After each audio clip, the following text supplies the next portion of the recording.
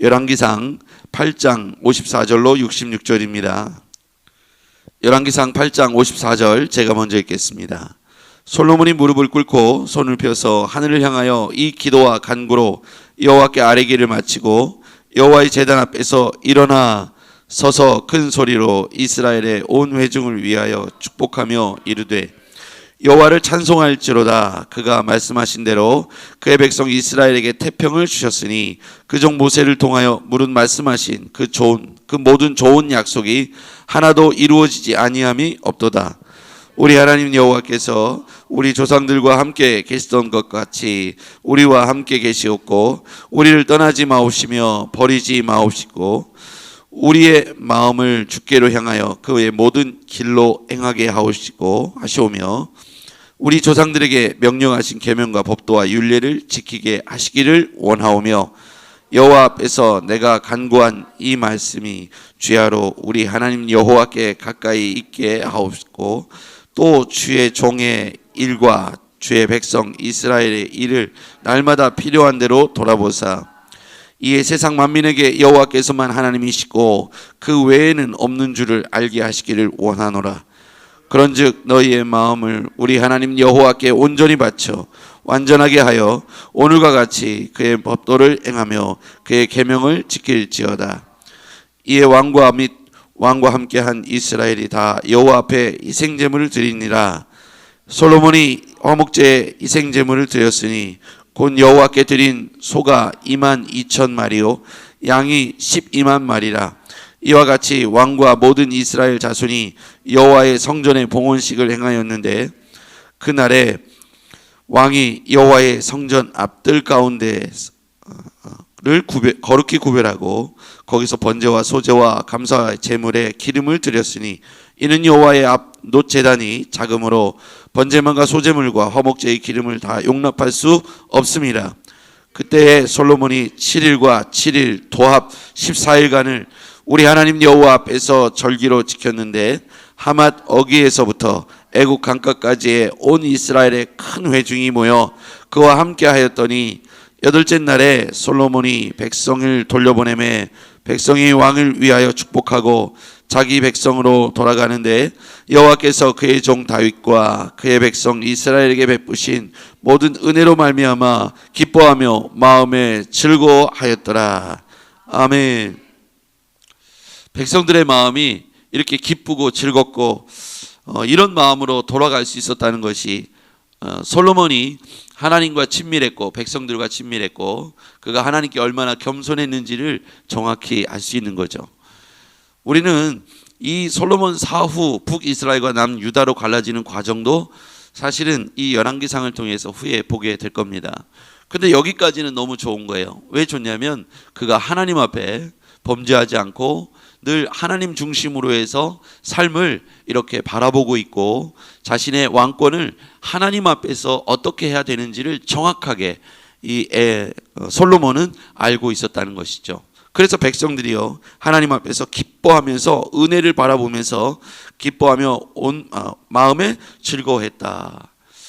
이게 태평성대의 아주 전형적인 모습이지 않을까 생각합니다.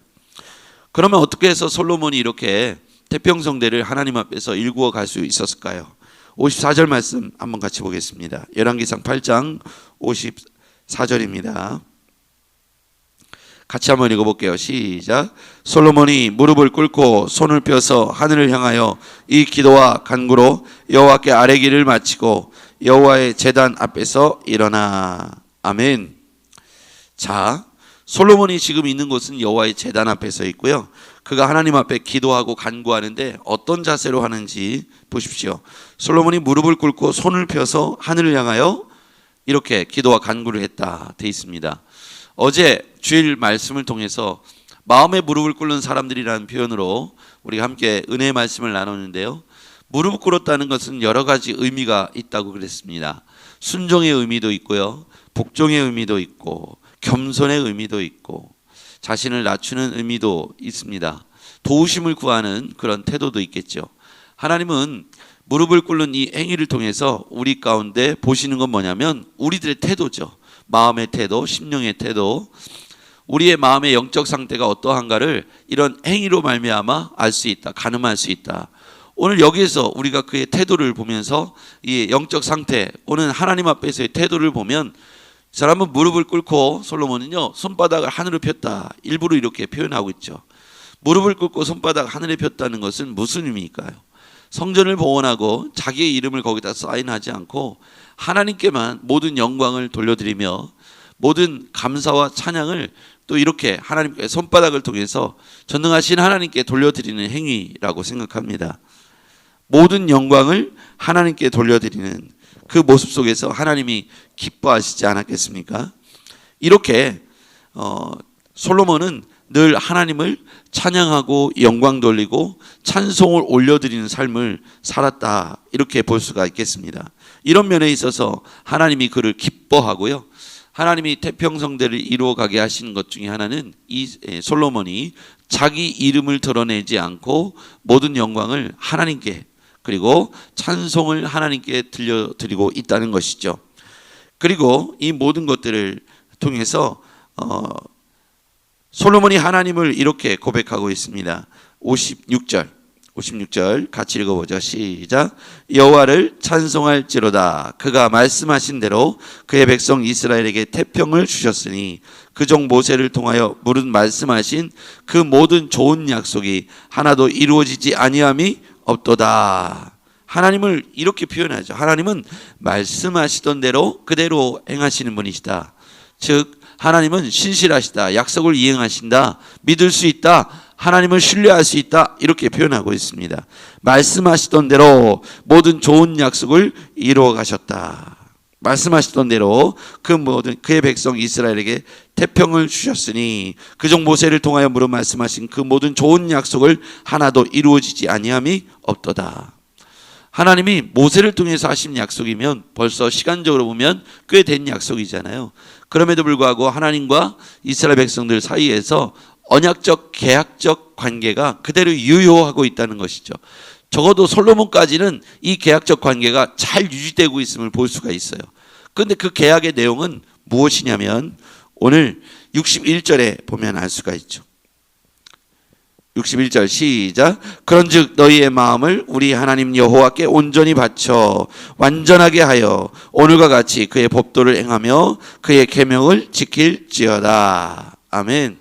이것이 바로 모세에게 한 약속이 그대로 태평성대를 이루고 지금까지 솔로몬 대회까지 유효하게 된 원인 중에 하나가 바로 솔로몬이 다윗이 하나님과의 관계에 있어서 언약을 충실하게 인간 편에서 할 수 있는 언약 관계에 있어서 충실하게 이렇게 이행했기 때문에 하나님이 그 약속하신 바를 그대로 지켜주셨다는 것입니다.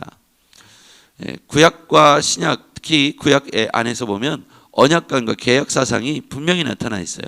하나님 편에서의 언약하심과 인간 편에서 그것을 반응하는 태도에서 보면 그 계약에 충실하게 이행하려고 하는 태도입니다. 여러분, 오늘 우리가 하나님 앞에서 태평성대 은혜의 때 즐거움과 기쁨을 얻기를 원한다면 우리 편에서 할 수 있는 도리와 태도를 분명하게 해야 돼요. 솔로몬이 태평성대를 누렸던 것은 그가 하나님 앞에 무릎을 꿇고 손바닥을 하나님께 돌려드리는 태도로 왕정을 했다는 것입니다. 그렇기 때문에 하나님이 그를 기뻐하고 그의 삶을, 그의 통치를 지지했던 것이죠. 역사적으로 우리는 알고 있습니다만 이 솔로몬 사후에 북이스라엘과 남유다로 갈라집니다. 우리가 어제도 바라봤던 엘리야 사건은 바로 그 후의 일이죠. 아합 왕은 북이스라엘의 왕이죠. 근데 엘리야가 당시에 아합 왕이 이세벨이라는 여인과 결혼하면서 또 우상을 섬긴 선지자들이 함께 들어오고 이스라엘은 순식간에 우상을 섬기는 나라로 변하게 되죠. 그리고 하나님의 선지자 엘리야를 핍박하기에 이르게 됩니다. 그래서 하나님께서 징계와 재앙을 내리시죠. 3년 반 동안 기근이 이르게 됩니다. 자, 솔로몬 때와 이 아합 왕 때를 비교해 보면 분명히 다른 게 뭐냐면 하나님의 윤리와 법도와 계명을 준수하는가 그렇지 않은가의 차이죠.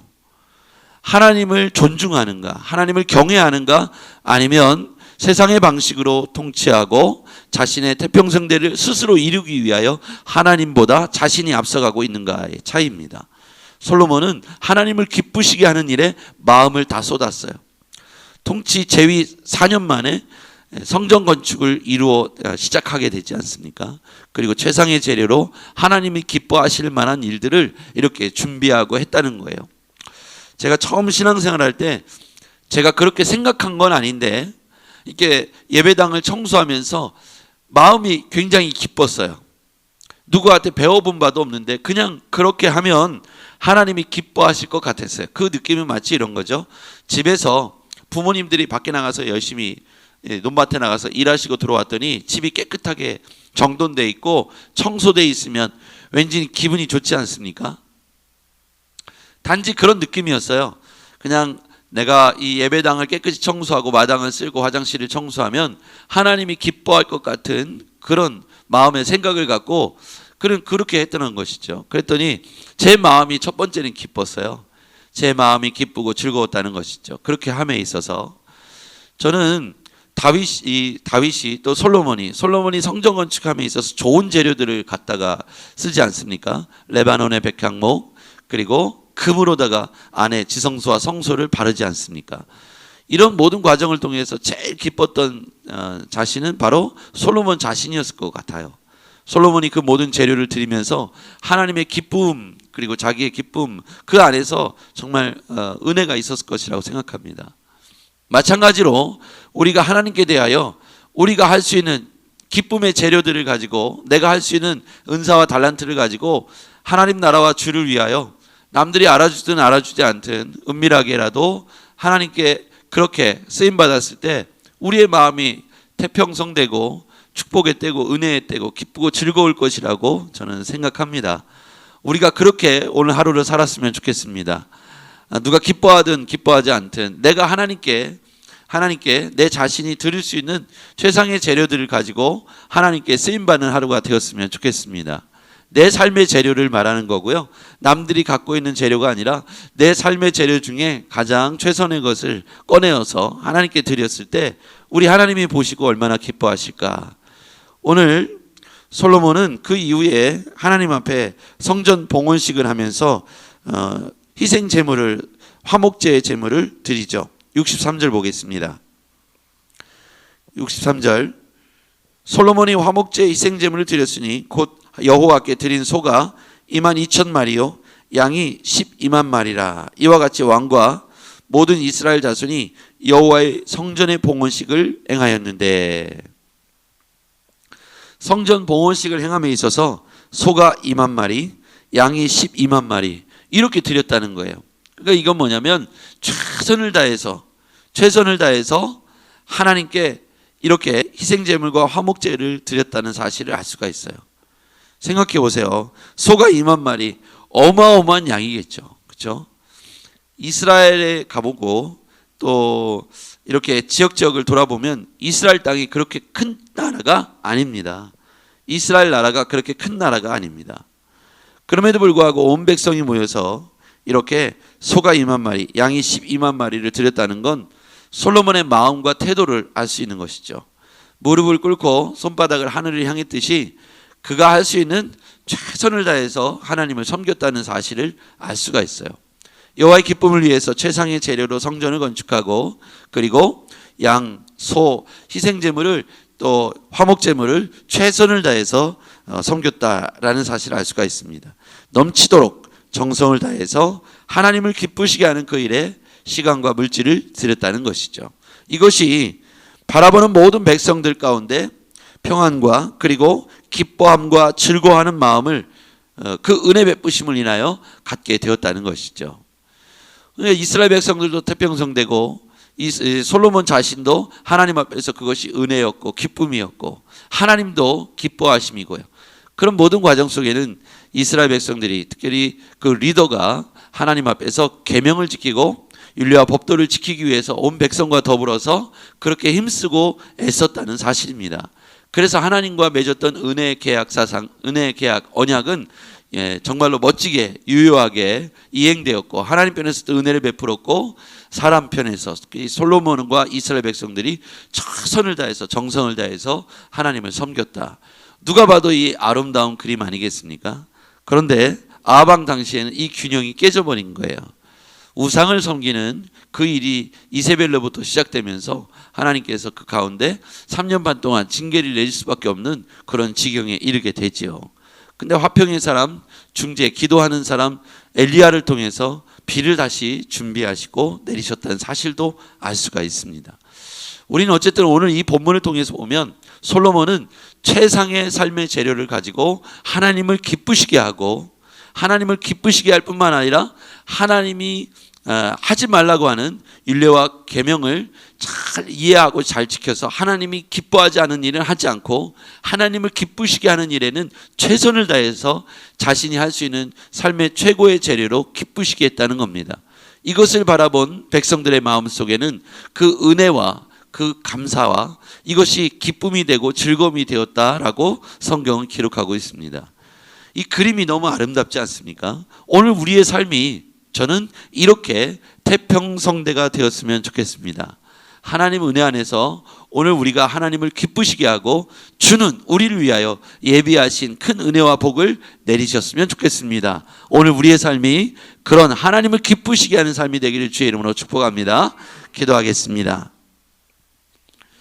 전능하신 아버지 하나님, 우리 사랑하는 성도들이 하나님을 향하여 정말로 기뻐하게 하나님을 기쁘시게 할 만한 삶의 재료들을 드리게 해주시고 정성과 마음을 드리며 하나님을 위하여 오늘 하루를 살아갈 수 있는 우리가 되게 하옵소서. 주께서 우리 성도들의 마음을 그 은혜로 말미암아 기뻐하고 즐거워할 수 있도록 하나님 복에 복을 더해 주시옵소서.